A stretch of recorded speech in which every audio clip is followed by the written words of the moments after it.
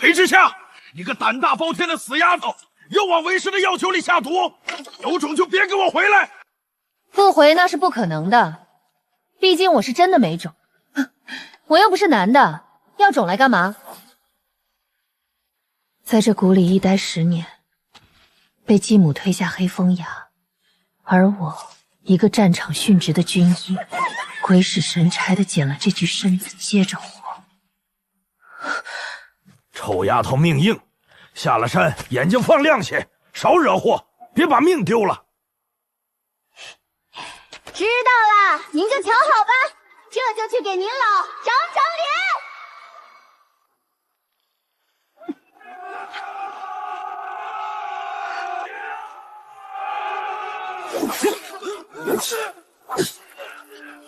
几十个为一个，大晋的武德是喂狗了。陆军军医上校一睁眼成了被后娘推下崖的同名倒霉蛋。阎王嫌我吵不肯收，那就回来，把这笔账连本带利讨回来。姑娘，见死不救。不熟，你多杀几个，我等会儿好收尸炼药。救我！你要什么，我给。早说呀！谈钱，我熟。感谢我今天心情好，否则倒下的就不只是迷晕这么客气了。中毒、废宫、毁容，3样占全，惨得很。诊金先收了，离尘谷的规矩，给药收钱，概不赊账。死不了，算你命大。撤！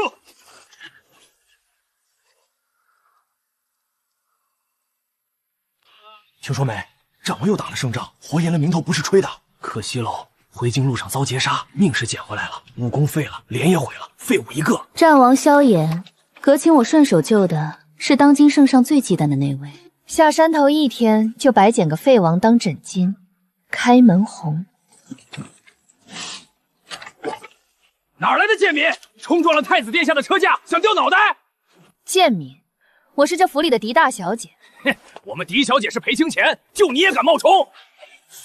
指腹为婚的好方君到了，正好验验货。太子殿下，别来无恙。贱民也敢挡太子的道，下手还挺真。晦气！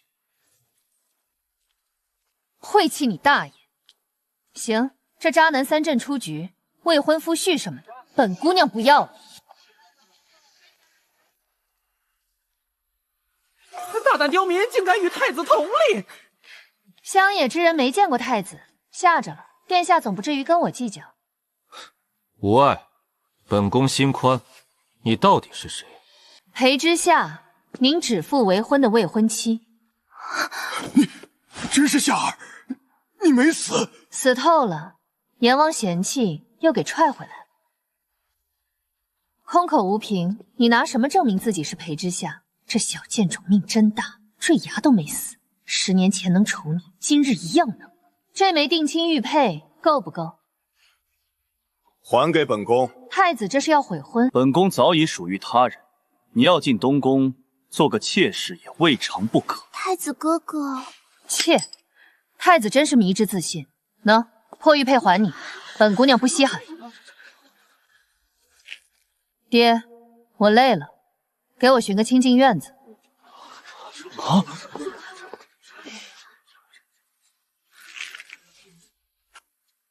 大小姐，夫人说您住这石雪阁。漏风漏雨，够意思。您别怪罪奴婢。你怕我？奴婢不敢。跟着我有肉吃，背叛我没下场，记住了？记住了。主子，师兄有消息了。顾公子最后现身朔州孤城。这浪子，等他知道师父把我踹来投奔他，有好戏看。盯紧侯府，我要方还当年的把柄。是。姐姐刚回府，委屈些，母亲事忙顾不上。母亲？你是说那位服了正的姨娘？姐姐慎言，我娘如今是侯府主母。妾就是妾，位分抬得再高，也是续上去。牙尖嘴精，被太子退了婚，看你还能横到几时？横到把你们一个个送上公堂那天。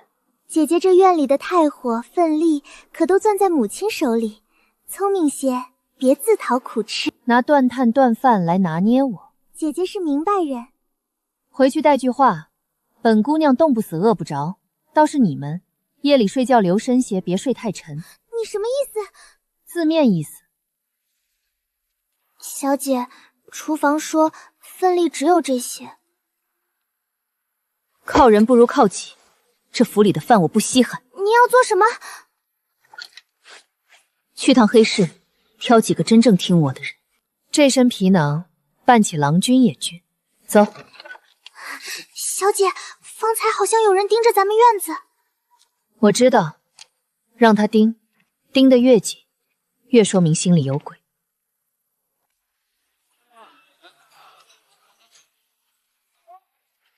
小公子面生，头回来，手里有几个性子烈的货，要不要带回去调教？带我瞧瞧。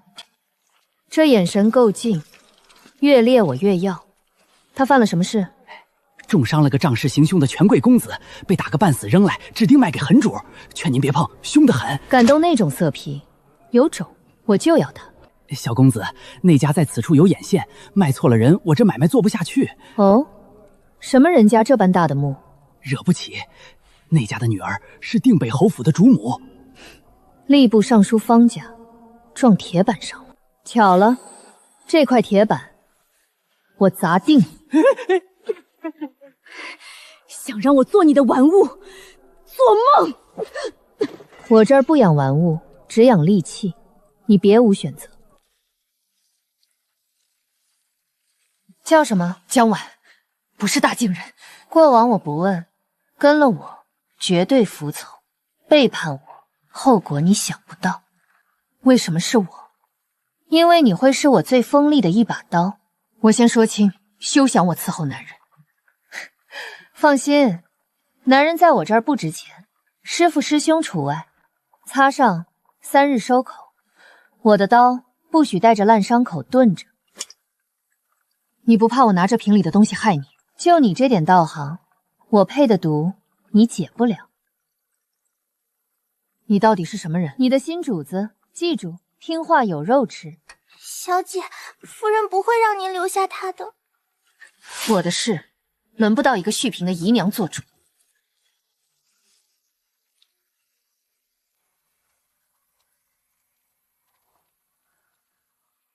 你怎么把这醉奴带回来了？这贱奴差点废了我侄儿，身上的伤多半是我让人打的。我院里的人，方姨娘也要管。他是醉奴，侯府容不下作奸犯恶之徒。我只留在自己院里，又没让他伺候你。放肆！夫人是你母亲，你竟敢这般无礼！一个奴才也敢对主子吆喝？张嘴，留着分寸，这是要送官的人证。你敢？我还就敢了。一个奴婢敢辱主，按律该送官纠犯。方姨娘要不要替他走这一趟？不过一句话，你何必小题大做？方姨娘也知道按律二字，那10年前的旧账，要不要也按律算算？10年前那场坠崖，方姨娘，你布的局可不太干净。你胡说什么？我娘苏玉茹死的蹊跷，原主坠崖死的冤，这2笔账，我迟早一笔笔同你对。小贱种，你摔不死，我看你能横到几时？走着瞧。江婉，回石雪阁。这是什么药？能让你少躺好得快的药。买你回来可不是让你病死的。摆设动过，灰痕对不上，方姨娘这就坐不住了。把青鸾雀翎调来，他们原本的差事交给旁人。方姨娘想玩，我陪她玩个尽兴。主子这是动真格了。这女人到底图什么？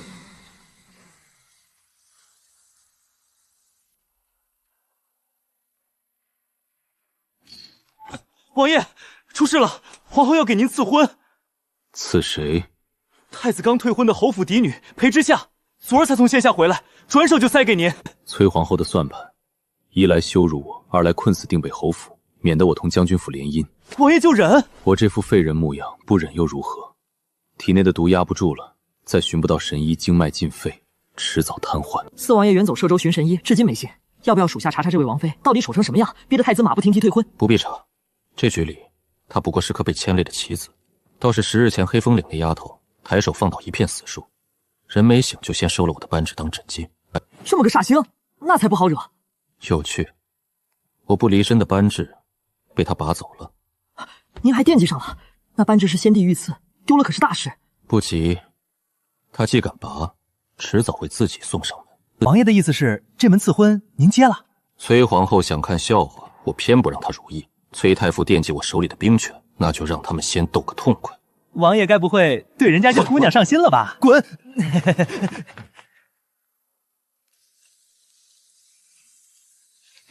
姐，旨意到了，赐婚，皇后把您赐给了战王。赐婚，战王，我前脚刚退婚，这时间掐得真准。战王毁了容，废了宫，京里都说他是活阎罗，小姐好命苦。毁容、废宫、中毒，巧了，这3样我都能治。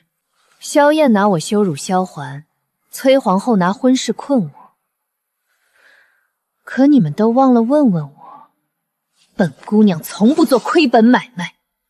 小姐，厨房又克扣了，连片肉腥都没有。清汤寡水，方姨娘这下马威倒是锲而不舍，要我去厨房走一趟，保管他们以后顿顿给您上肉，打杂一顿不过出口气，明朝赵进购就得断他的根。可夫人长着中妃，咱们斗不过她。斗不过明的，就掀他暗的。这盘冷饭正好当药引子，端上，随我去前厅。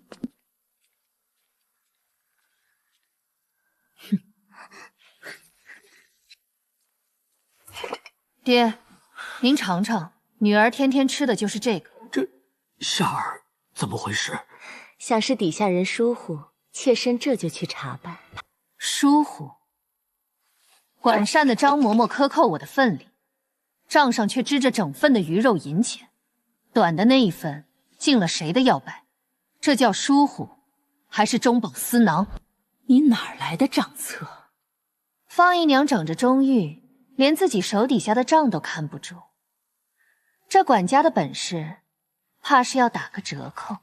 是奴婢一时糊涂，与夫人无关，求侯爷开恩。主动揽罪到忠心，可惜账册上还记着你私地柳家外宅的银钱往来，要不要也一并抖出来？潘墨主子分令私通外宅，按府规送官纠办，革出府去。爹，您说呢？就依夏儿。一个嬷嬷而已，方姨娘别心疼，好戏还在后头。夏儿，这些年是爹对不住你和你娘。银子我收下，全当补偿，父女情分就免了。我娘当年怎么没的，您心里未必没数。张嬷嬷被送了官，这是杀鸡儆猴给我看。这小贱种比她那短命的娘还难缠。夫人，要不要先忍一忍？她就要嫁去战王府了。忍？她嫁去战王旧部尚在，万一借战王的事翻10年前那桩坠匣旧案，你我都得陪葬。那夫人的意思是，趁她出嫁前断了这祸根，备一份贺礼，要不着痕迹的那种。娘，女儿来帮你。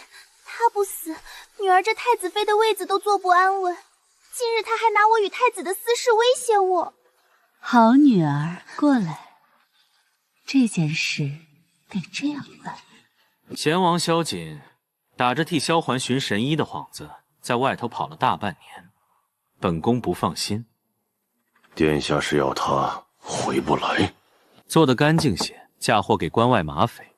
神医若被他寻回治好萧恒，本宫这储位就坐不稳。索命诏办事从不留尾巴，只是贤王身边的护卫不好对付。调足人手，事成黄金1000两。成交。哼，再催礼部尽快把裴之夏抬进战王府，断了萧恒同将军府联姻的念想。一石二鸟。主子，方皇在密备一份出嫁贺礼，来路不明，经手的只他院里阁的人。令东宫今夜见了索命阁的人。索命阁，冲着谁去的？听只言片语，像是贤王萧瑾。萧环的四哥，替他寻神医那位，太子这是要断萧环的活路，要不要知会战王府？知会，但不能白帮。这是结交战王、探他地下的好机会。青鸾，钉死方魂那份贺礼，他什么时候送、怎么送，我都要知道。雀灵，把索命阁刺杀贤王的路线给我摸清楚。是。想在我出嫁前送我下路，方姨娘，就怕你这份礼烫手。王爷，要不要属下把那姑娘的底细查个清楚？黑风岭那种地方，黑风岭乱葬岗连片，毒瘴弥漫，寻常人进不得。他却能从天而降，一招放火数身死士，全身而退。医术、毒术、身手样样精。这样一把好刀，会是握在谁的手里？兴许只是个隐士一家的后人，卡好路过。太子前脚退他的婚，皇后后脚把他赐给我，这般巧，你信？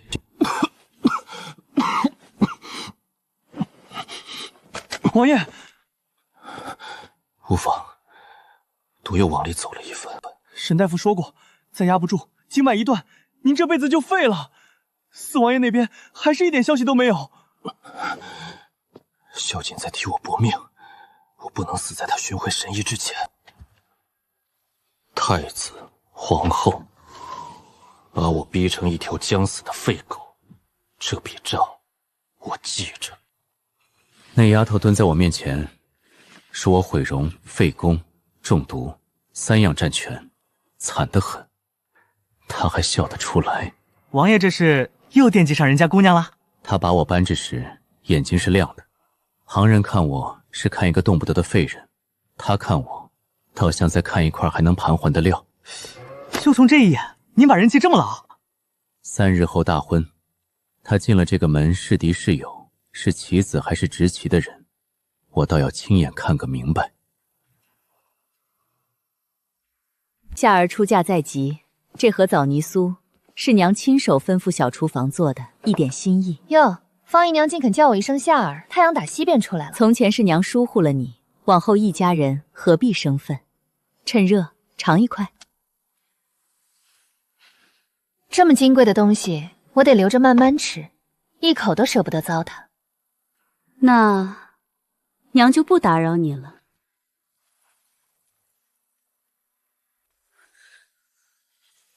有古怪，鹤顶红磨成粉，掺进枣泥里，又用蜜糖盖了味。他这是要我死在嫁妆抬出门那天，做成暴毙的样子。这种东西砸回他脸上，我现在就去砸回去。他随口推到哪个奴婢身上，又是一桩吓人糊涂。要砸，就得砸到他翻不了身。陈璧，把这匣子连人证递到一个能压得住方家和太子的人手里。调给谁？当今陛下，继母毒杀侯府嫡女这种事，最该让坐龙椅的那位知道。属下这就去办。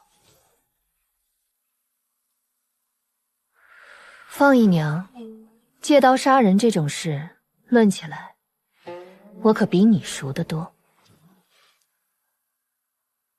定北侯府嫡女出嫁前遭继母投毒，证据确凿。银针试毒立黑，小厨房经手人画押俱在匣中。吏部尚书方家还有刚替太子说过话的方氏，一个个胆子不小。先记着，这笔账连同这门亲事，朕慢慢算。从今日起，石雪阁单独开火，不再领府里的份礼。小满，往后去望月厅采买，账记我头上。太好了，再不用看厨房那帮人的脸色了。在这府里，连一口吃食都能被人做手脚，何况别的？能攥在自己手里的，就一样都别交出去。夫人那边怕是又要发作，她巴不得我饿死，我偏要吃的比谁都好。姐姐好大的派头，单独开火，日日望月居的席面，铺张得很，也不怕被人说一句不懂节俭。我花我的银子吃我的饭，碍着妹妹哪根神经了？到底是乡野长大的，上不得台面，难怪连太子哥哥都……太子哥哥，妹妹与太子私底下书信往来，月下相会，这般亲密。一个未出阁的姑娘，这名声要是传出去，你血口喷人，可不大好听。血口喷人，这封清浅清奇，落款自私会的时辰地点写得清清楚楚，要不要我念给满府的下人听听？你怎么会有这个？还我！急什么？魏玉阁的姑娘与楚君私相授受，传扬开去，妹妹是想做太子妃，还是想做满京城的笑柄？裴之夏，你不得好死！我命硬得很，阎王都嫌弃。妹妹与其咒我，不如回去想想，这把柄攥在我手里，往后你是该恭敬些，还是再来招人？小姐，您连这个都拿到手了，攥着别人的命门，说话才有分量。这封信留着以后还有大用。主子，战王的伤势打听清楚了，面容溃髓，经脉淤堵，太医院上下会诊都断为不治之病。症状细细说来。常年咳血，手足时常冰冷麻痹，每逢烟雨便毒发，浑身剧痛如万蚁噬骨。咳血、肢冷、御寒加重，是慢性毒，一点一点淤在经脉里，积了许多年。那面容呢？毒气上侵，蚀坏了肌理，看着吓人，其实不是真烂到骨头。你是说他能治？太医院都放弃的人，太医治不了，一是没见过这种毒，二是没有我手里的东西。先用药把毒往外驱，再以银针通他淤堵的经脉，最后调养再生肌肤，一步步来，治得好。那这门赐婚，本来还想着他若也不愿娶，正好两不相欠，各自清静。如今看来，这桩买卖做的。你图他什么？一个被废了的王爷？图他手里那只没散的旧布，图他战王的身份，图一个能让我名正言顺翻10年旧案的壳。我出力替他解毒续命，他出力替我撑腰复仇，各取所需，谁也不亏。可万一战王真是个性情暴的活阎罗呢？豹女，一个被亲人逼到墙角，命悬一线，还能笑着认命稳得住的人，心里亮堂得很。这种人比那些上蹿下跳的好打交道。萧环，3日后大婚，你我各揣心思，可别让我失望。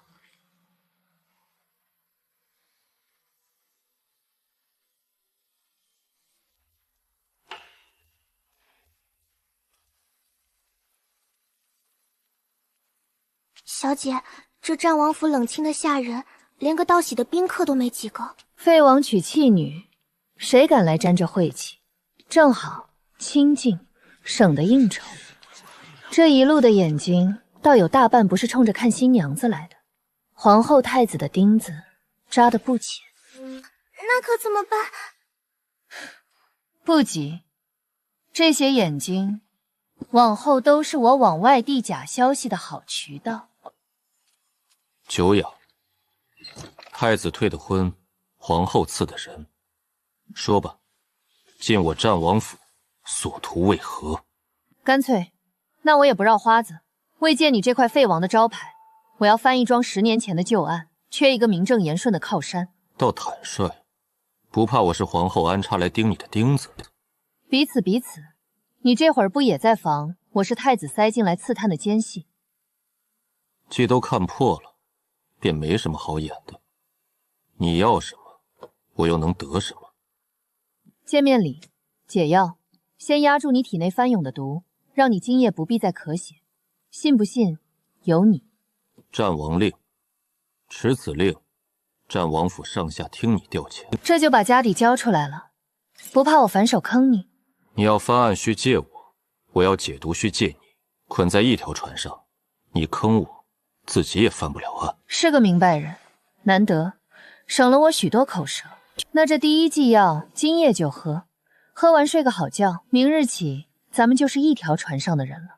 成交，裴之夏，但愿你这把刀够利。放心，我从不做亏本买卖。皇兄报相，本宫特送来上好的药材，盼皇兄早日大安。太子有心了，弟妹好福气，嫁得如意郎君，只盼皇兄这身子撑得住这新婚之喜。托痛子的福，王爷有我照料，坏不了。这补药里掺了催毒的引子，好一个雪上加霜，当面送毒，还要装兄友弟恭。太医来过，摇头就走了，说回天乏术。王妃，求你想想办法。都让开，别添乱，要么信我，要么等他咽气。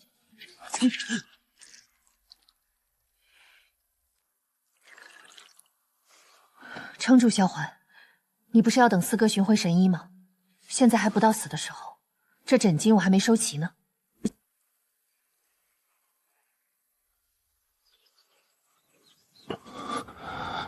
我还没死。死了，我这几夜白熬，枕巾找谁要去？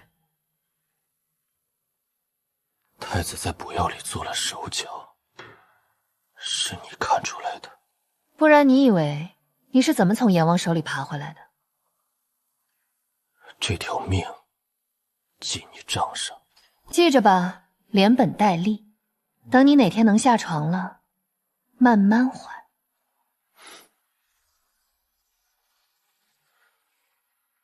这弑鬼鬼祟祟往墙外递纸条，被我逮个正着。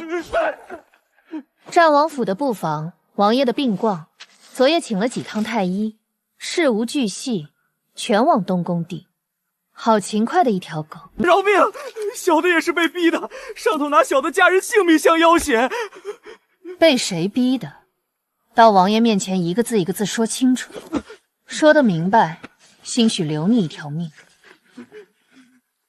皇后在我府里安插了几个名册呢？在膳房刘管事那里，他才是真正的接头人，小的只是跑腿。是。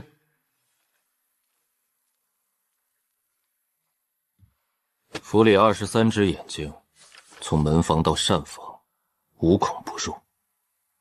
难怪我一举一动，东宫都了如指掌。连根拔了？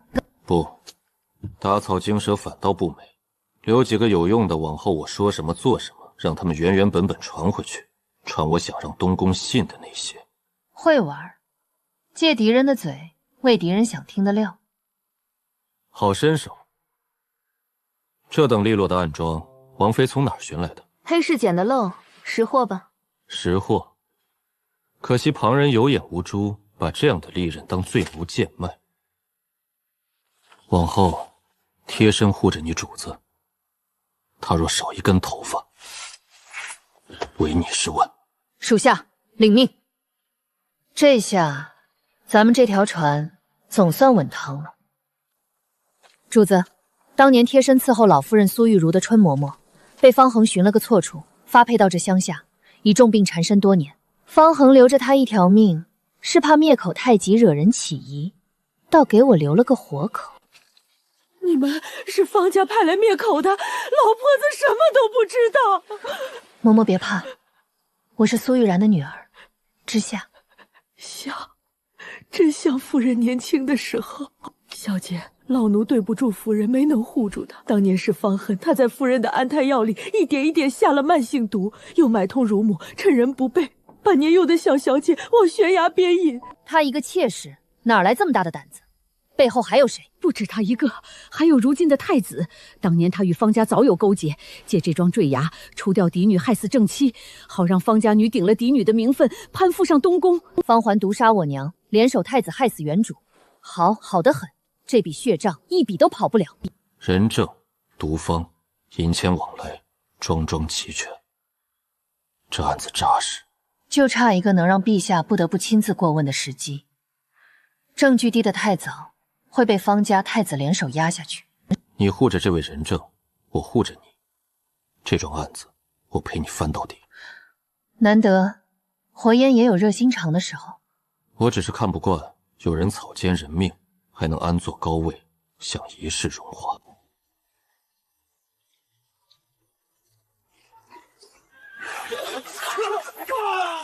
王爷快走！是索命阁的人，他们是要赶尽杀绝。护住神医，只要他平安到京，西帝就有救，死再多人也值。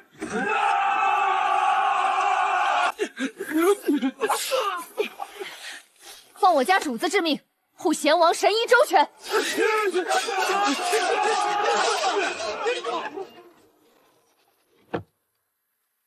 四哥在朔州遇袭，索命阁倾巢而出，多亏王妃的人接应，神医才保住一条命。我让青鸾雀翎顺道盯着朔州一线，果然派上了用场。你早料到太子会对四哥下手。太子最怕的就是神医治好你，与其等你解了毒东山再起，不如杀了寻医的人，断你的活路。这是最省事也最狠的一步棋。这份算计，连我都没料这般周全。神医还在半道，太子吃了这亏，必会再设伏，是要置神医于死地。明面护送，目标太大，护得越严越招人盯。换个法子，放出风声，就说神医已死于乱箭之下，让太子松懈，暗里走水路，把人悄悄接进京。调虎离山，瞒天过海，好计。我救人收钱，向来不做亏本买卖。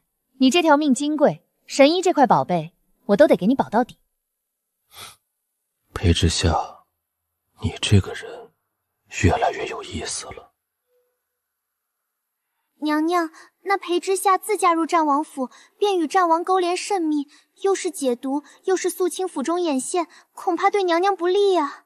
哦，一个被太子退了婚的弃女，能翻出什么烂花来？娘娘有所不知，能解太医都束手的奇毒，还豢养着江湖死士，娘娘何不趁3日后的宫宴，当众揭他一个私藏毒蛊、勾结江湖、图谋不轨，既除了这心腹之患，又能一并拔了战王的鬼柄。要是条一石二鸟的毒戒，本宫记你一功。事成之后，太子妃的位子少不了你。谢娘娘成全。主子，裴清浅入宫见了崔皇后，2人密谋，要在3日后的宫宴上发难，构陷您私藏毒蛊，高结江湖，一举拿下您，再拔战王的事。来得正好，我正愁没个由头，把方恒那桩10年旧案捅到满朝文武的眼皮子底下。他们要在宫宴上动手，那是皇后的地盘，你不躲？躲什么？他们想唱戏，台子都给我搭好了，我不上去唱一出大的，岂不可惜？宫宴之上，皇后母族太子党羽云集，耳目众多，你以一己之力当堂对峙，太险。所以，我需要你。他们诬我私藏毒蛊，我便当着满朝的面验给众人看，何为毒，何为药，这盆脏水自然泼不实。他们攀咬我勾结江湖，我便反手呈上方行毒杀正妻、谋害嫡女的供状铁证，反客为主，以攻为守，借他们设的局，反将他们一击。这一回，该轮到他们慌了。萧环，到时候殿上替我撑着点。我在。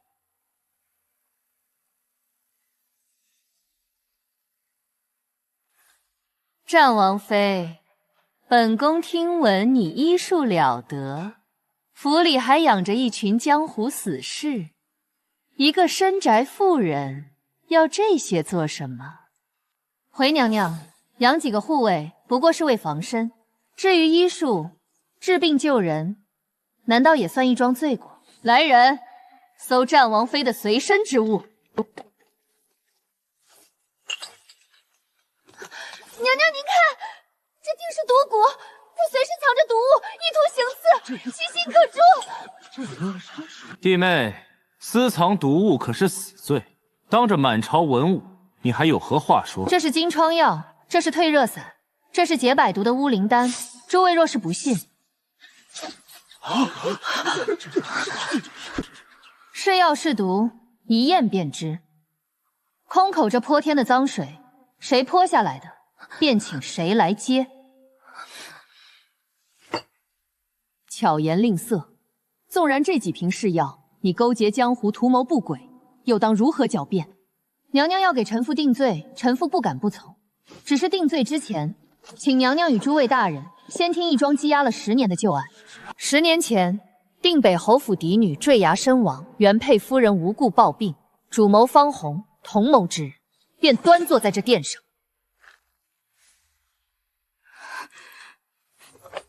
讲下去。这些话，老奴愿意性命作证，绝无半句虚言。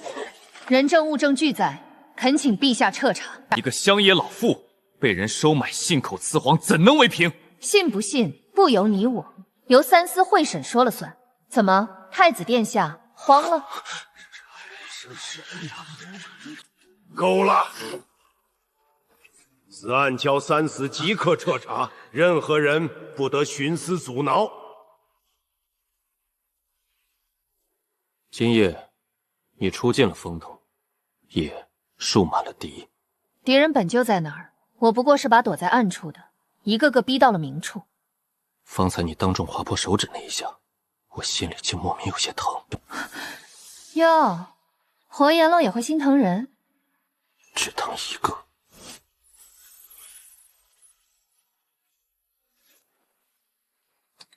再有月余，这张脸就能完璧归赵，京都第一美人的名头名不虚传。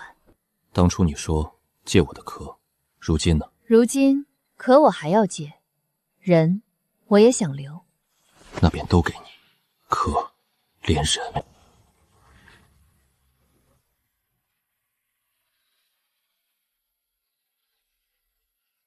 陛下，定北侯府旧案查有实据，方鹏在原配安泰药中下毒，买通乳母谋害嫡女，证据确凿，铁证如山。方皇即刻收押候审。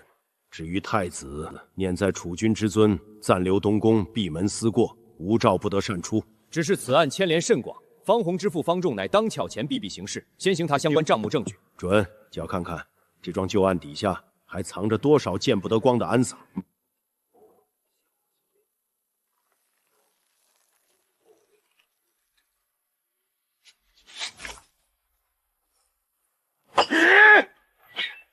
婉儿被下了大狱，我方家100年的脸面往哪儿搁？那个春嬷嬷是这案子的命门，绝不能留。老爷的意思是派人去农舍灭口，斩草必须除根。还有那个搅事的贱丫头裴之夏，最好一并解决，做成意外。可她如今是战王妃，哼，战王自身难保，一个废人护得住谁？住手！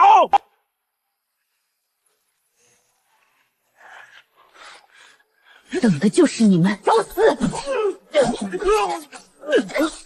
我家主子早料到方家会来灭口，让我在此候着多日了。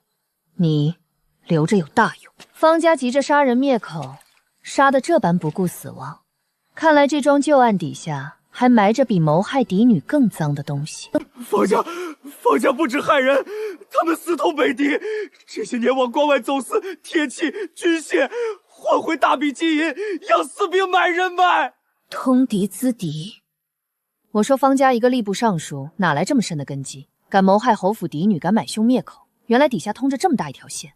难怪太子也要倚仗方家，这不是一桩宅斗旧案，是一条能掀翻半个朝堂的死结。走私军械给北狄是抄家灭族的死罪。陛下，战王手握30万兵权，又娶了裴氏女，借一桩查无实据的旧案，大肆攀谣，铲除异己，分明是图谋不轨，意在动摇国本啊！陛下，战王近来动作频频，结交旧部，收拢人手，不可不防。这裴氏女更是煽风点火，唯恐天下不乱。方爱卿言之凿凿，只是空口无凭。战王是否有不轨之心，朕自有论断。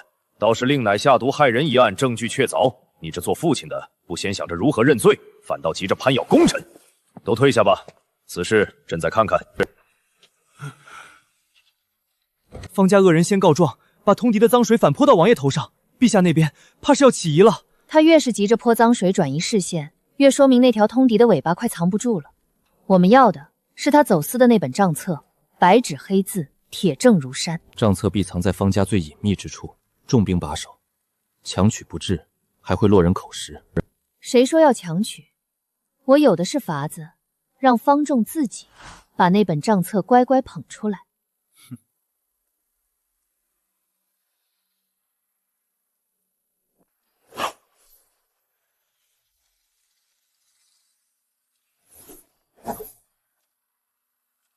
农舍内业的杀手，你认得他们的刀法？索命阁的刀法和8年前屠我部族的那群人一模一样。原来你的血仇也牵在索命阁身上。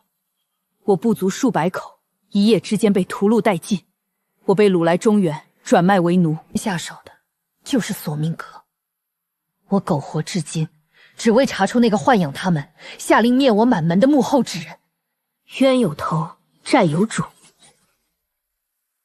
索命阁既能刺杀贤王，又灭你部族，还替太子卖命杀人。一个江湖杀手组织，胃口这么大，手伸这么长，背后定有个财雄势大的金主在豢养。查清这金主是谁，太子、方家乃至皇后母族，或许都串在这同一条线上。一锅端比一个个剪要快。你的仇我帮你报，但你得听我调遣，不许因仇乱了分寸，坏了全盘的局。能做到吗？属下全听主子的。这条命是主子捡回来的，主子让我何时动手，定传前意，我便何时动手。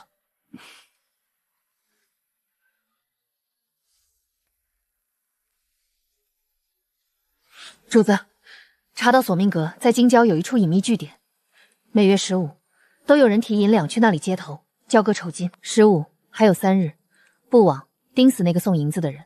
我要顺着这笔银子的来路，一路摸到金主的脸上去。索命阁狡兔3窟，万一那送银的人察觉被跟，反咬一口，打草惊蛇怎么办？所以不能近身，远远坠着，只认人认门，不动手。银子是死的，可收银子花银子的人是活的。咬住这条线，迟早顺藤摸到瓜。七弟，神医，我替你寻回来了。这一路九死一生，总算不负所托。四哥替我奔波大半年，数次涉险，这份情我记一辈子。奇毒入髓，寻常医者却是束手无策。所幸有人以奇术先一步压住毒势，温养经脉，已为老夫铺平了路。你我合力，3月之内可拔尽余毒，复其功力。弟妹的医术，竟连神医都点头称赞。略懂略懂，户口的手艺。他不止略懂，我这条命，大半是他一针一药从阎王手里抢回来的。我说七弟近来气色正好，原是娶了位活神仙回家。看来这桩人人看笑话的赐婚，倒是因祸得福了。神医肯出手，3月之内你便能彻底复工，这是天大的好消息。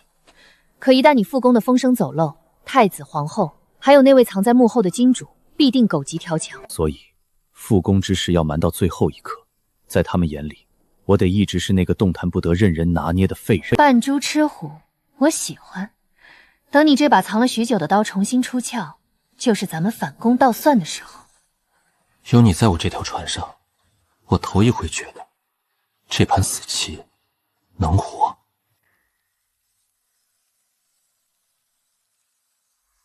来了。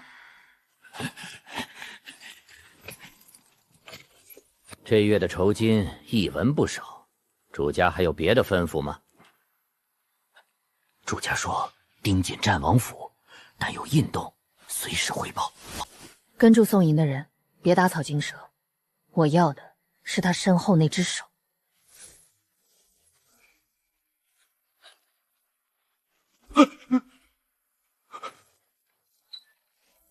主子，人进了崔府的偏门，门上的灯笼是崔太夫妇的徽记。崔府，皇后的母族。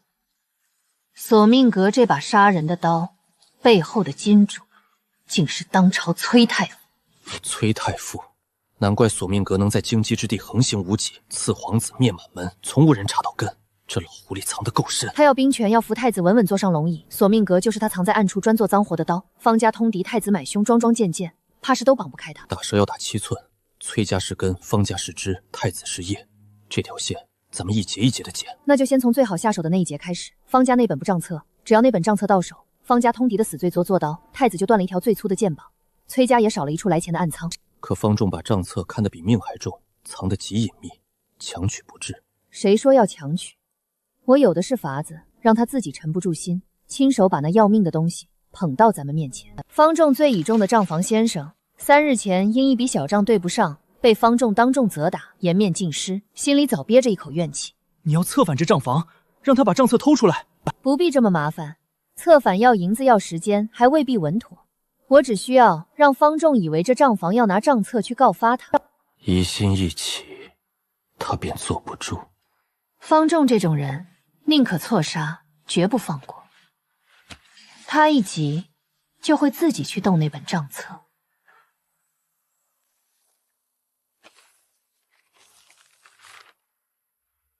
好你个吃里扒外的东西！本官待你不薄，你竟敢通敌叛主！老爷，那账册那是抄家灭族的东西，岂能落到旁人手里？备马！本官亲自去把账册取出来，连那狗贼一并处置。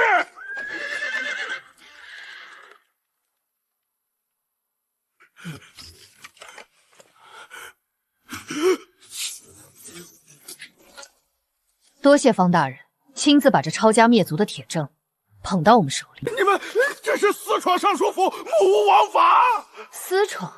方大人，这本通敌账例一旦呈到御前，你是想跟我论一句私闯，还是想跟三司论一论方家满门的谋逆死罪？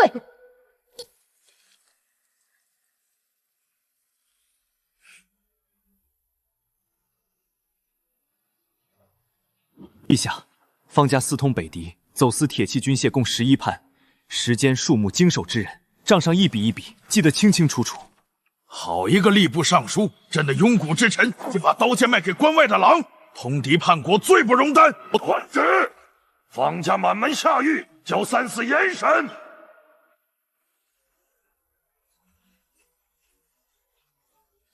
都查清楚了，当年灭你部族的那批索命阁死士，正是受崔太傅之命行事。你血仇的根在崔家8年了，我以为这辈子都等不到这一天。忍住，崔家这棵大树未倒，现在动手是打草惊蛇。等到清算那日，我亲手把崔太傅交到你面前，让你了结。属下谢主子，这份恩情将万没齿难忘。先别急着谢，崔家是块硬骨头，皇后是他女儿，太子是他外孙，盘根错节，动一发而牵全身。咱们得一层层剥，把他暗处的爪牙先剪干净，再断他通敌的财路，最后才好连根拔起。这中间，你最要紧的就是2个字：忍住。属下明白，等了8年，不差这最后一程。方家完了！裴之夏这个女人，一步一步把本宫的人拆得干干净净。太子稍安勿躁，你外祖父还在，崔家的根基未动分毫，只要扳倒萧恒，再大的窟窿也能补回来。萧恒一个废人，偏偏阴魂不散。母后，那就先除掉他。只要他一死，裴之夏没了靠山，不过是案板上的鱼肉。奇毒已清70%，淤堵的经脉重新贯通，王爷的功力正一日一日的回来，这股力气久违了。3年了，我以为这辈子再也握不动刀。再调养月余，你便是从前那个能在万军中取上将首级的战神了。话虽如此，王爷面前万不可露了行迹。这毒解得越彻底，越要装得像个废人，一招不慎，前功尽弃。我省得，这把刀什么时候出鞘，得等他们把脖子亲自送到刀口上。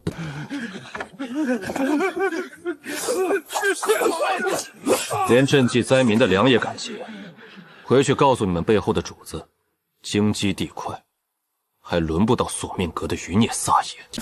壮士留步，敢问壮士高姓大名，容小人日后报答。不必，这批赈灾粮平安送到灾民手里，便是报答。这身手，这气度，天底下能有几人？殿下，昨夜押粮官差遇袭，被一名蒙面人所救。那人身手极高，一招制敌。属下瞧着，那身法那剑势，极像当年的战王。萧剑一个废了武功的人，哪来的身手？你看花了眼，派最得力的人，日夜盯死战王府。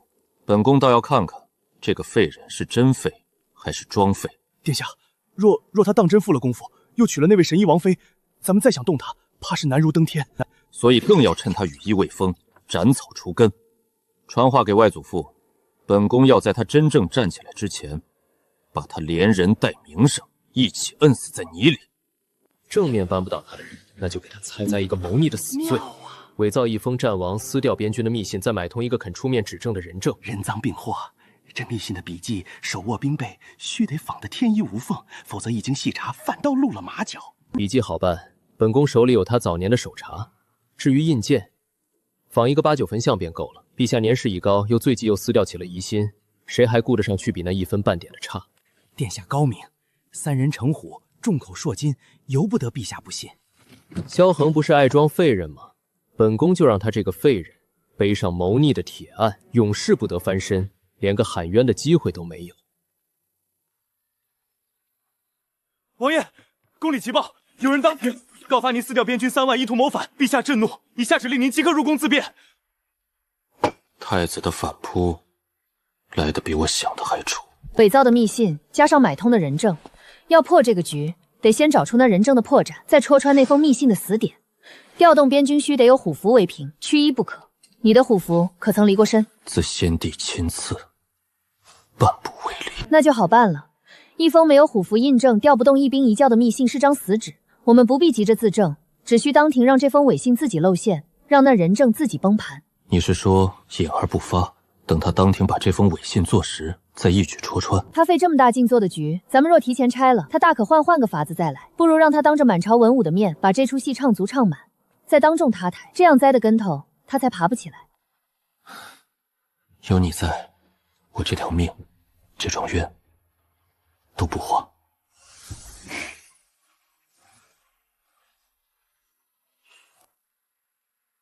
父皇，战王私调边军3万，图谋不轨，此乃密信，此乃人证，铁证如山。既是调兵密信，敢问太子，信上可有调兵的虎符印鉴？臣的虎符在此，从未动用。一封没有虎符印鉴的密信，请问太子如何调得动边军一兵一卒？陛下，这位口口声声指证战王的人证，3日前曾2度出入东宫，收东宫纹银整整100两，账目往来桩桩可查。这封伪信，这名伪证，皆出自东宫一手捣造。是太子拿小人全家性命相逼，逼小人做的伪证啊！萧燕，你身为储君，构陷手足伪造铁证，欺君罔上，朕真是瞎了眼！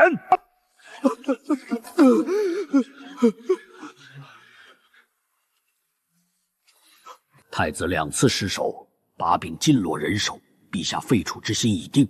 再拖下去，等3、4把方家把索命楼的线全插到崔家头上，你我崔氏一族死无葬身之地。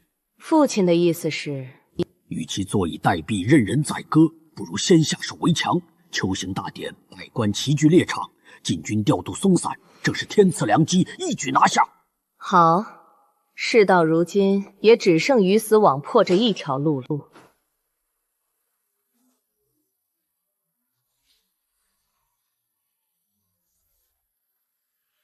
此意传得极快，老夫行医40年，从未见过这般凶险的正套。再这样下去，要殃及半城。慌没用，隔离病刃，煮沸饮水，艾草熏摄，口鼻遮挡，照我说的做，止得住。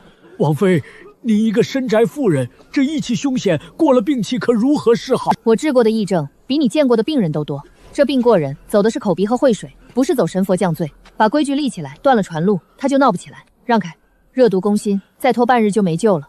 先用我的方子退热清肺，能抢回来一个是一个。口鼻已进了醋的棉布遮挡，病坏的衣物碗筷一律滚水煮过。谁敢乱跑，乱了防疫的规矩，按军法处置。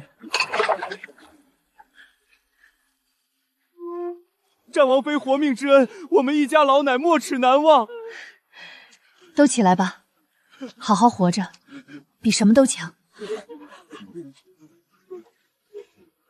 战王妃以一己之力平息10亿，活民数以万计，这般本事，这般心肠，满朝命妇无人能及。传旨，重重加赏。男儿朕以其重，如此贤德，今劳欲阔。不错，萧环这桩赐婚倒是因祸得福了。民心地宠全被这贱人一点点占尽了，再让他这般得意下去，崔家就真没活路了。秋幸之期近在眼前，不能再等，这一回要一击毙命。气毒尽除，经脉如初，气血归位，王爷，你彻底复原了。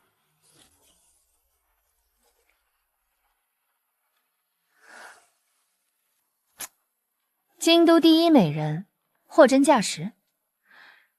我这手回春的医术没得说。这张脸是你一点一点替我修回来的。这张脸，这条命，这身重新回来的功夫，桩桩件件都是你给的。裴之夏，往后换我护你。先说好，护妻可以，吃软饭不行，我可养不起闲人。那我便护你护到底，挣下偌大家业，让你心甘情愿养我。不过你复工的事，半个字都不能透。崔家太子还当你是块任人拿捏的废铁，咱们就让他们一直这么以为。等他们图穷匕现，你这把藏好的刀，再一击封喉。我明白，装废人这件事，我比谁都拿手。这就对了，扮猪吃虎，等的就是他们自己跳出来。废人复工，若让他彻底缓过来，重掌兵权，崔家死无葬身之地。传话进宫，秋行大典提前动手，绝不能再给他喘息的机会。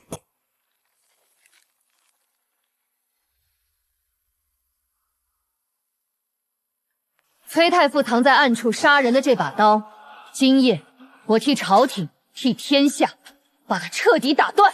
8年了，今日我替部族数百冤魂讨这笔血债。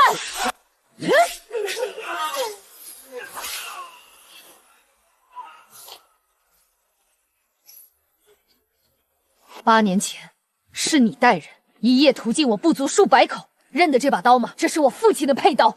不过一句话外蛮夷，崔太傅一句话的事，杀了也就杀了。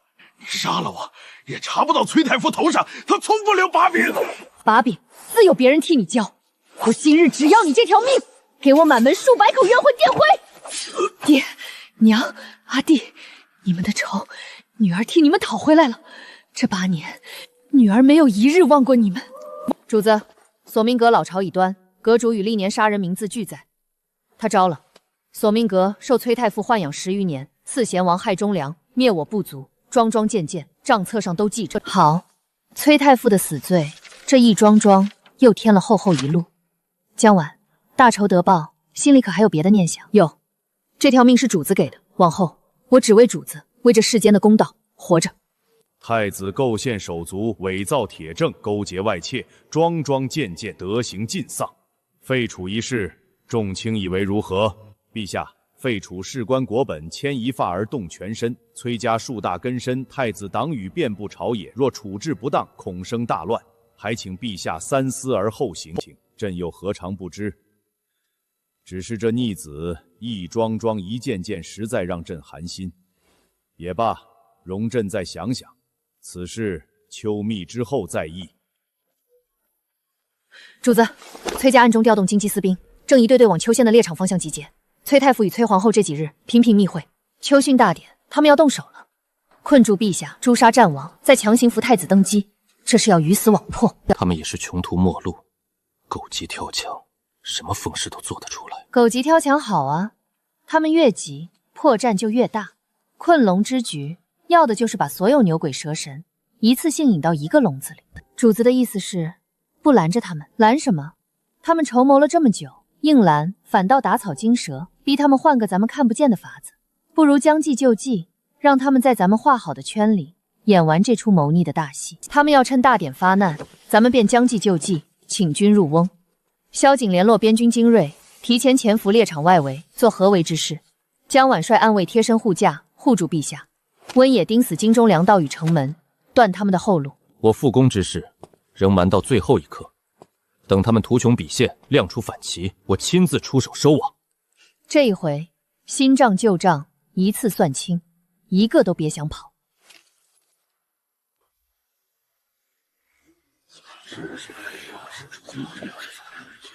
万事俱备，只等号炮一响。今日之后，这天下便是你的了。奉太子令，请君侧，诛奸孽。陛下，您老了，这江山你也守不动了，该让燕儿来做了。逆妇！崔氏一族世受皇恩，你竟敢行此犯上篡逆之举，你就不怕遗臭万年，株连九族吗？父皇，事到如今，您就别怪儿臣不孝了。成王败寇，这叫顺天应人。您只要乖乖写下退位诏书，儿臣还能留您一个旁上皇的体面。做梦！朕宁死也不会让江山落到你们这等乱臣贼子手中。他来了，比预想的还急。江晚护驾，先稳住陛下。温野断后，守住退路，其余人按计划行事。他们把宝全压在这一击上了。好啊，那就让他们连本带利全输个干净。装了这么久的废人，憋屈得很，是时候让他们见识见识什么叫活阎王归位。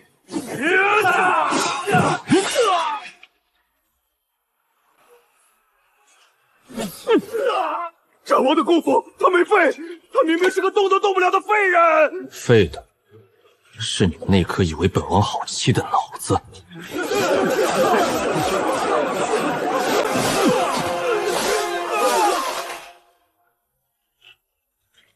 边军在此，奉旨评判，凡负逆者，杀无赦。中计了，我们中计了，快撤！都是你这个女人，是你一步步坏我大事，你先给本宫陪葬。小何，我说过，往后换我护你。别动，刀口避开了要害，伤得不算深，有我在，你死不了。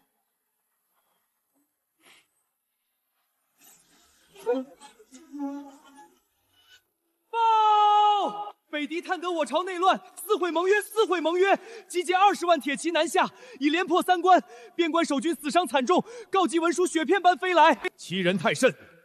朕这内乱方定，他便趁火打劫，欺我大境无人，满朝武将，何人敢领兵北上，替朕退此强敌，扬我国威？平日里一个个自诩忠勇，如今国难当尾，竟无一人敢站出来。儿臣萧桓，愿挂帅出征，不破北敌，誓不还朝。战王不是中毒重伤，功夫尽废吗？这般身子如何上得了战场，担得起3军？本王废没废？北敌那20万颗人头，会替本王回答诸位。好一个不破北敌，誓不还朝！朕便封你为征北大元帅，节制3军，调度边关一应兵马，即日北上。儿臣领旨。此去边关，激光剑影，九死一生。京中虽乱过一场，到底安稳些。你留下，我才放心。想得美！军中缺医，伤兵变影，你这一身金贵的家底，我不亲自盯着，回头缺胳膊少腿，毒发身亡，谁给你修？我随军。军中凶险，刀剑无眼。我躲过的刀剑比你吃过的饭都多。再说了，你护我半条命，我也得护着你这条命，咱们这叫互相值回炮劈。好，那便夫妻同袍，并肩去会一会北敌的铁骑。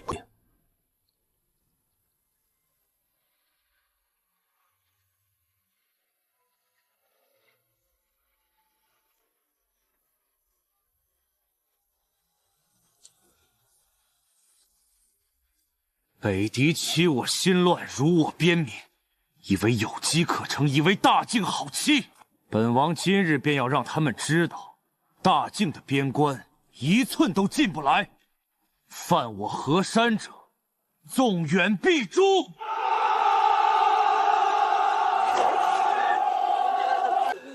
箭头淬了毒，血止不住，伤口溃烂，这些弟兄怕是熬不过今夜了。都给我打起精神，烧滚水，备进步，取烈酒，把我的针囊拿来。还有一口气的，按伤情轻重一个个抬上来，今夜一个都别想死在我手里。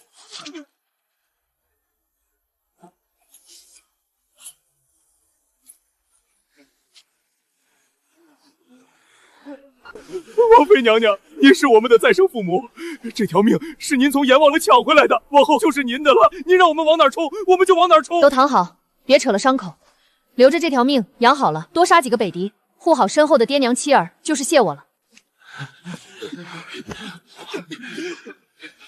战王妃乃随军神医，活死人肉白骨。我军每一步调度，北敌竟都料得分毫不差，仿佛亲眼看过本王的将令。营中必有nội应。能拿到核心布防，又能及时传递出去的位置，绝不会低，定是能进这中军帐的人。想从这一群人里揪出他，硬查打草惊蛇，得设个套，让他自己钻。你有法子？老法子，放饵钓鱼。每条假道只对应一个人，今夜北敌往哪条道上铺内焰，就是哪条道的知情人，一钓一个准。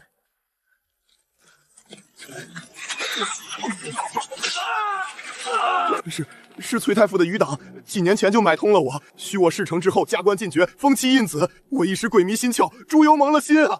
求大帅饶命！叛国泄露军机，害我边关将士枉死数百，军法如山，岂容你一句鬼迷心窍便接过？来人，按军法斩立决，传授3军，以儆效尤。崔家这爪子伸的可真够长，人都进大狱了，余党还能把手伸到千里之外的边关来，这笔账回京连本带利一并算。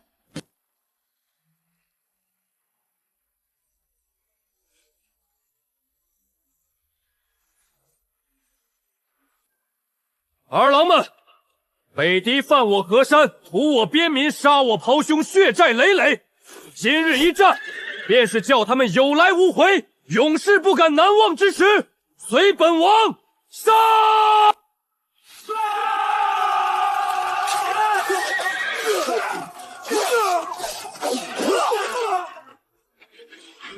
这便是大境那个传言中废了的战王，分明是个索命的杀神！拦住他，给本帅拦住他！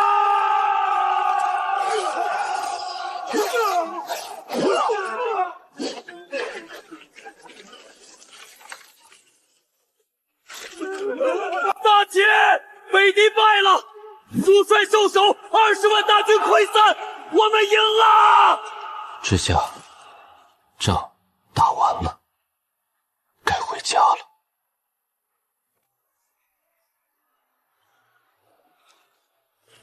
战王威武，战王进锐，战王非神医人心，我边关数千将士。瞧瞧这阵仗，半个京城都出来了。京都第一美男加京都第一神医，这风头怕是要把房顶掀了。风头都是你的，本王嘛，不过是你身边那个替你提麦能打下手。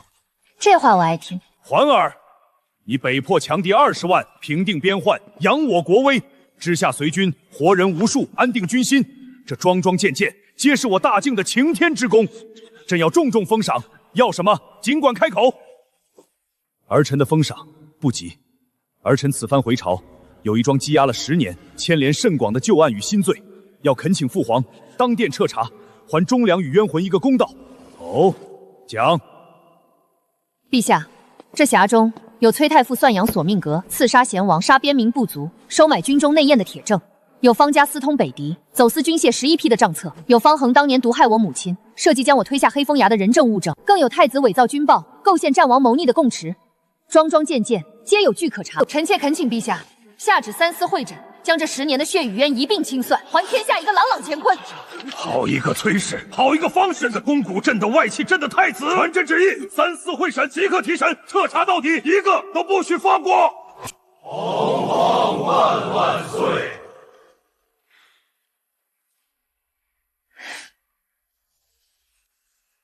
堂下崔氏一族犯上作乱，谋逆篡位，豢养死士，通敌资敌，人证物证俱在，铁证如山，还不从实招来，可认罪！一派胡言！老夫3朝元老，忠心可见，这都是那贱人裴之下伪造攀误，蓄意构陷。太傅大人嘴硬，那便请一位与大人你打了10几年交道的老叙旧。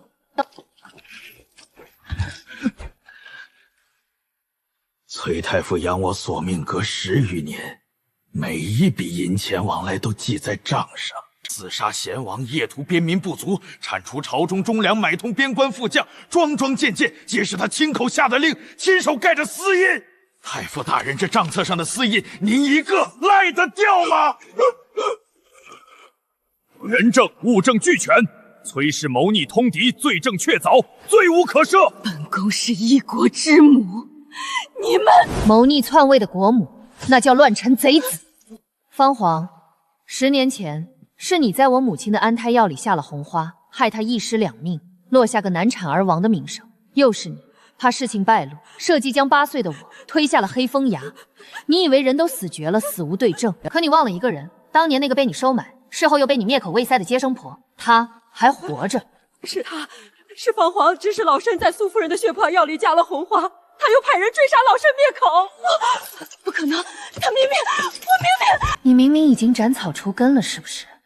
可惜该死的人活着回来了，要债了。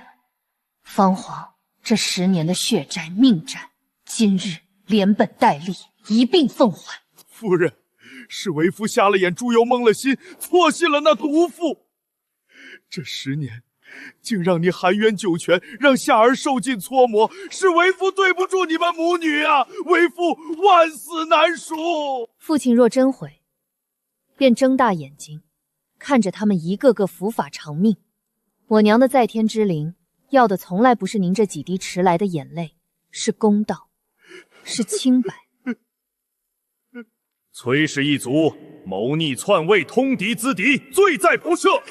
崔太傅、崔皇后赐死，崔氏满门抄家，流放3000里，欲少不赦。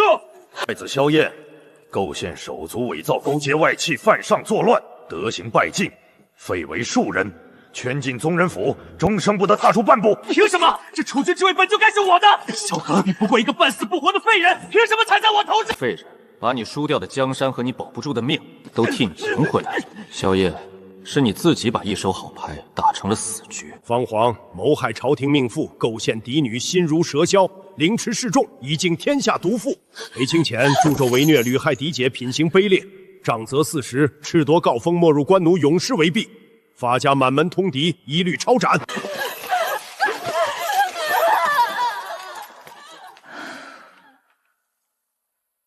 娘仇报了，害你的人一个都没跑，您可以安心了。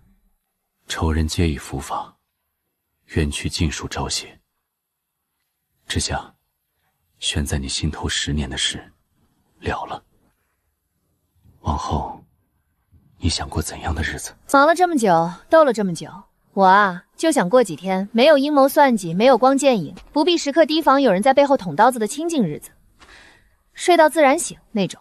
会有的，无论你想要怎样的日子，我都陪你过。涵儿，太子已废，宗人府里那个不成器的，朕是再指望不上了。诸皇子之中，论功勋、论才德、论民心，无一人能及你万一。这东宫储君之位，朕属意于你。父皇的厚爱与器重，儿臣敏感妩内，只是此事干系重大，容儿臣回去与之下从长商议。也好，也好，你们夫妻项梁同心共德，朕等你的话。父皇要立我为储君，之下，这件事你怎么看？那把龙椅是这天底下最烫手也最磨人的位子，坐上去了，这一辈子就得困死在这吃人的深宫里，被规矩权术人心绊着，再不得一日自由。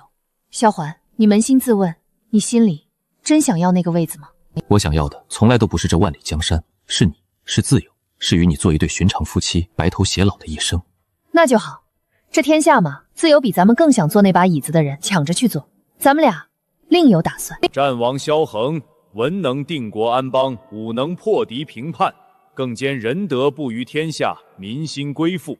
朕意已决，立其为东宫太子，承继大统。众卿可有异议？父皇厚爱，儿臣惶恐难当。然儿臣有一事相求，恳请父皇当殿成全。你我父子，但说无妨。儿臣半生戎马，身中奇毒，九死一生，幸得王妃相救，方有今日。儿臣此生所求，不过一份安稳，一人相守。这东宫储位，这万里江山，这泼天的权势富贵，儿臣不敢受，亦不愿受。恳请父皇另择些贤能击破山友，儿臣只愿粗茶淡饭的寻常夫妻，了此余生。恒儿，你当真想好了？这是九五至尊，这是万里江山，你说不要就不要了。想好了，江山虽重，社稷虽大，终究抵不过他一人。陛下，臣妾这一身医术，与其困守深宫，只为皇亲国眷一家一姓诊脉问药，倒不如散于市井江湖，去多救几个看不起病、抓不起药的穷苦百姓。妾愿随王爷归子，寻一处牵欠医馆，于湖玄武害，给此残生，这才是臣妾真正想要的活法。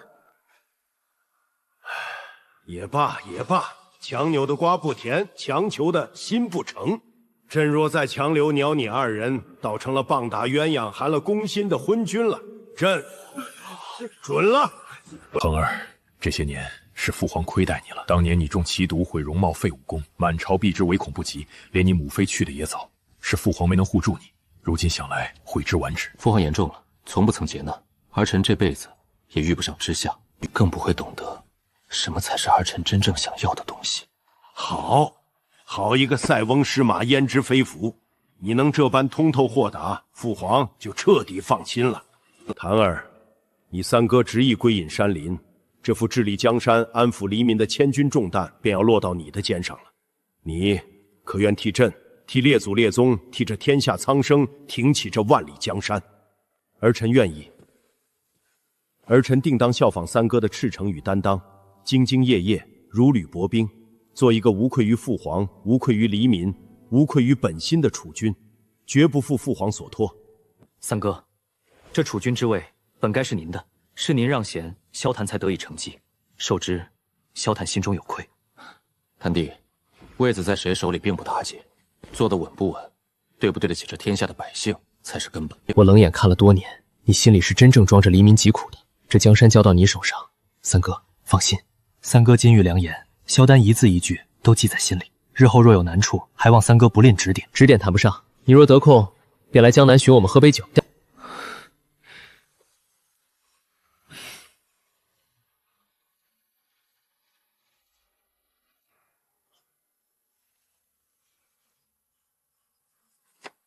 江晚，索命阁已被你亲手端了，你不足数百口的血仇也尽数得报。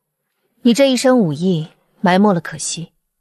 我已向谭帝举荐过你，调你入御林军做个统领，往后凭你自己的真本事，挣一份光明正大的前程。主子，这条命是您从黑风岭的死人堆里捡回来的，这血仇是您带着属下报的。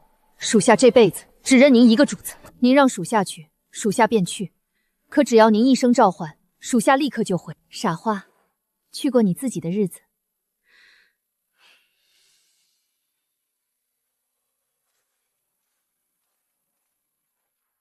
王爷、王妃归隐之后，京中这一摊子产业人脉，属下必打理得井井有条，绝不让任何宵小之辈扰了二位的清静。京里有属下盯着，二位尽管安心。这些年刀口舔血，如今各有各的好去处，往后都给我好好的，平平安安。这是我这个当主子的最后一道命令。听令！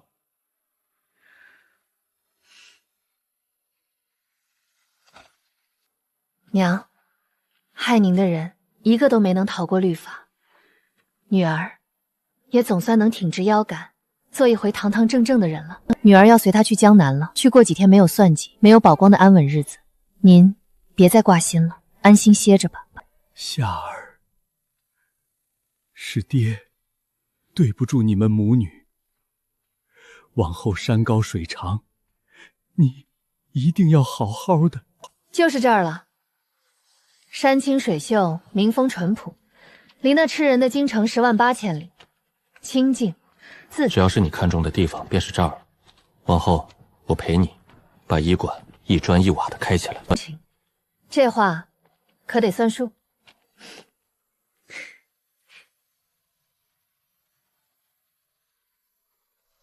老人家，您这是陈定轩的肺寒咳症，拖久了，莫怕，我给您开几副便宜又对症的方子，再施2针，回去按时煎服，调理上一阵子就大好了。诊金嘛，免了。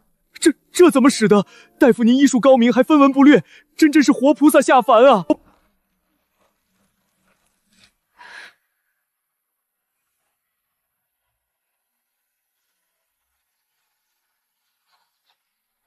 萧皇，你说说，曾经的京都第一美男，威震四方的战神大元帅，如今竟沦落到给我这小医罐碾药、晒药、看门面，你这心里头当真半点都不后悔？能与你一处吃饭，一处看病，一处看着日升月落、四时流转，是我半生戎马刀山血海里求都求不来的福气。后悔二字，我这辈子都不会有。都说这知下堂的女大夫是天上下来的神医，专治那些大医馆束手无策又看不起的疑难杂症，还从不为难咱们这些穷苦人。今日特地赶了几十里路来，一见果然名不虚传。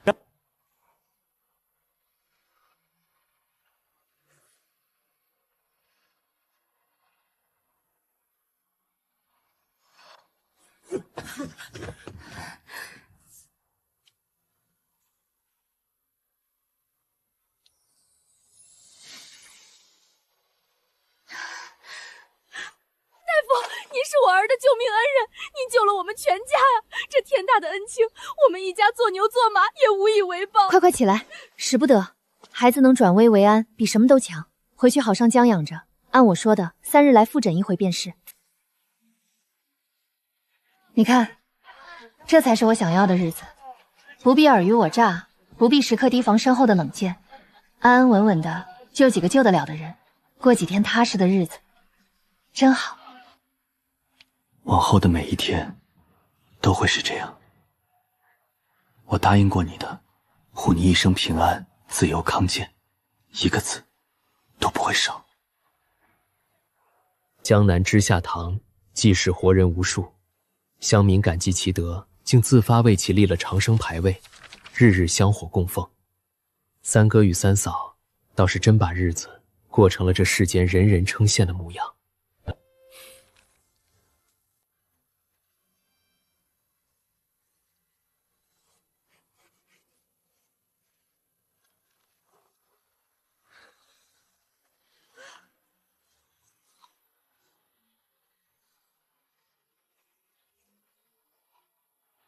有劳公公远道而来，替我夫妇2人谢过陛下的一番美意。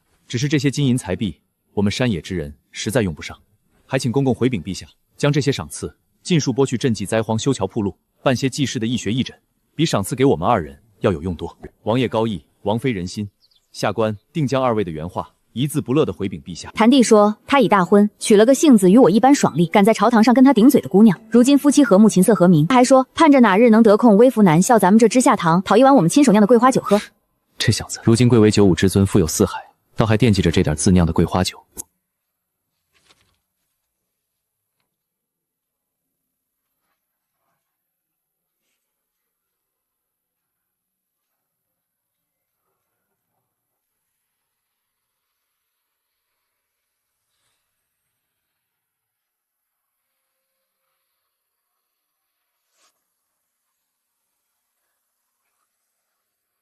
萧皇，你这采药的手法3年了还是这么糙，连根带叶一把薅，药性都给你糟蹋了。我手把手教了你多少回了？是，夫人医术冠绝天下，为夫蠢笨，这采药的本事，怕是这辈子都学不会喽。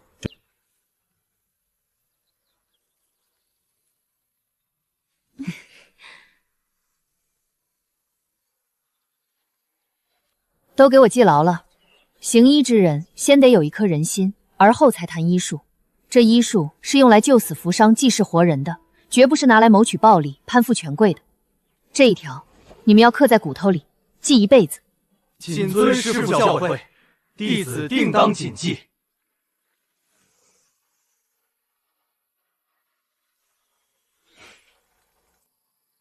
萧环，我从前在另一个很远很远的地方，孤身一人，刀口舔血的活着，从没敢想过这辈子还能有这样安稳、这样有人疼的日子。那便从今往后，岁岁年年，我都陪着你过。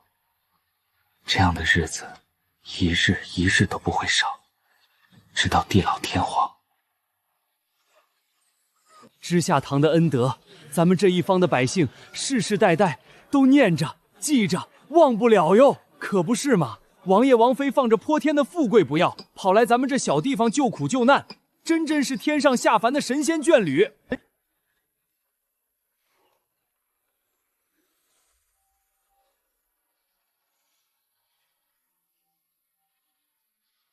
你看这大好河山，这人间烟火，咱们当年没去做那把万人觊觎的龙椅，却守着这一方小小的天地，救着咱们救得了的人，护着咱们护得住的安稳。这样的活法挺好。这便是我们自己的江山，一砖一瓦，一草一木，一医一药，桩桩件件，都是咱们用本心自由自在挣来的，比那金銮殿上的龙椅金贵100倍。张王殿下，我问你，下辈子你还愿不愿意娶我这么个又毒又飒、半点不讲武德的疯婆娘？生生世世非你不娶，你若敢嫌我烦，我便缠你到天荒地老。贫嘴，一言为定。